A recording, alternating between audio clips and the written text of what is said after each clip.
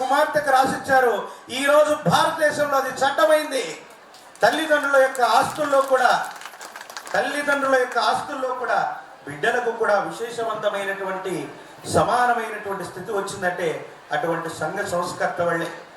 అటువంటి మహోన్నతమైనటువంటి గురుదేవుల యొక్క పరంపరలో ఆచారాలను మాత్రమే విశ్వసించాలి, మూఢాచారాలను త్యజించాలన్నటువంటి సందర్భం చేత ప్రతిరోజు వాడవాడలా ఒక్కో రాష్ట్రంలో ఒక్కొక్క చోట తిరుగుతూ ధర్మ ప్రచారాన్ని నిర్వహిస్తున్నటువంటి నా జన్మ చరితార్థమైంది. మరోసారి చెప్తున్నాము, పంచమాంగళ్యాల్లో ఈ మధ్యకాలంలో నాకు అత్యంత ఆప్తురాలైనటువంటి ఒక సోదరి ఒక ప్రమాదంలో తన భర్తను కోల్పోయారు. ఇటీవల కాలంలోనే కోల్పోయినటువంటి తర్వాత వారి కుటుంబ సభ్యులందరూ కూడా ఆవిడని తీసుకెళ్ళి బలవంతంగా తనకున్నటువంటి గాజుల్ని, తన మెడలో ఉన్నటువంటి పుస్తకాల తాడిని ఇవన్నీ తీస్తున్నటువంటి సందర్భంలో ఆవిడకి ఇష్టం లేకుండా ఒక్కసారి గురువుగారితో మాట్లాడాలి అని అడిగారు. ఏమిటమ్మా సమస్య అని అడిగారు.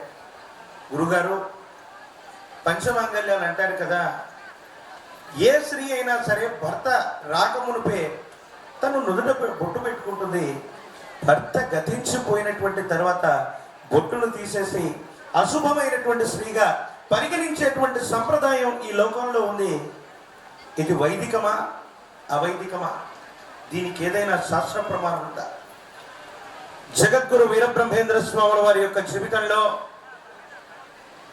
గురుదేవులు విశేషవంతమైనటువంటి సజీవ సమాధి నిష్ఠలోకి వహిస్తున్నటువంటి సందర్భంలో అమ్మవారు గోవిందమ్మ అడిగింది, స్వామి మీరు విశేషవంతమైనటువంటి సజీవ సమాధి నిష్ఠలోకి వెళుతున్నారు, మరి నా యొక్క పంచమాంగళ్యాల యొక్క విషయం ఏంటంటే, స్త్రీకి ఇవన్నీ పుట్టుకతో వస్తాయి.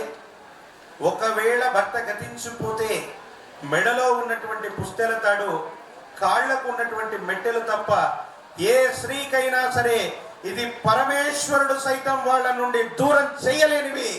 ఏ స్త్రీ అయినా సరే గతించిపోయినటువంటి భర్త ఉన్నటువంటి తర్వాత కూడా ఇది అశుభమని ఎవడైనా చెప్తే ఇది అవైదికం. నిరభ్యంతరంగా మీ కాళ్లకు ఉన్నటువంటి మెడలో ఉన్నటువంటి పుస్తకమాలలో తప్ప బొట్టు పెట్టుకోవడం అనేటువంటి సనాతనమైనటువంటి ధర్మంలో భగవంతుడు మీకు ఇచ్చినటువంటి జన్మ హక్కు. వీటిని తీసివేయటం ఆ పరమేశ్వరుడు యొక్క వల్ల కూడా కాదని చెప్పారు.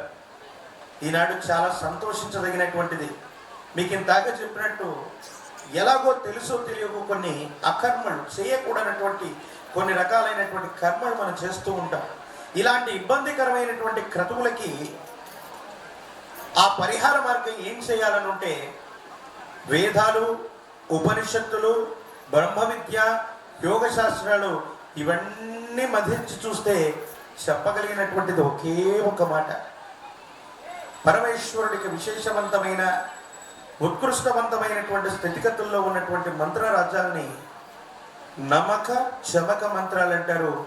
వీటిని రుద్రం అంటారు. ఎవరైనా సరే జీవన గమనంలో గత జన్మ నుంచి సంచిత పాపకర్మల నుండి విపరీతమైనటువంటి ఇబ్బందులు, కష్టాలు ఉన్నప్పటికీ 365 సార్లు రుద్ర సంపుటీకరణ చేసి ఒక్క పరమేశ్వరుణ్ణి గనక అభిషేక క్రతువు నిర్వహిస్తే కోటి జన్మల నుండి వచ్చినటువంటి పాప క్రతువులైనా కూడా తొలగిపోతాయి, భస్మమైపోతాయి, భస్మీపటలం అవుతాయి అని చెప్తుంది మహారుద్రం.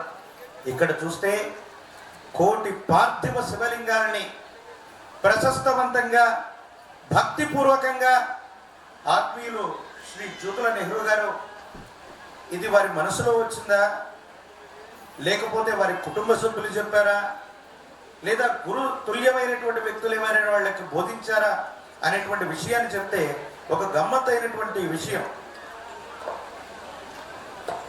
ప్రశస్తవంతంగా మా ప్రసాద్ గారు,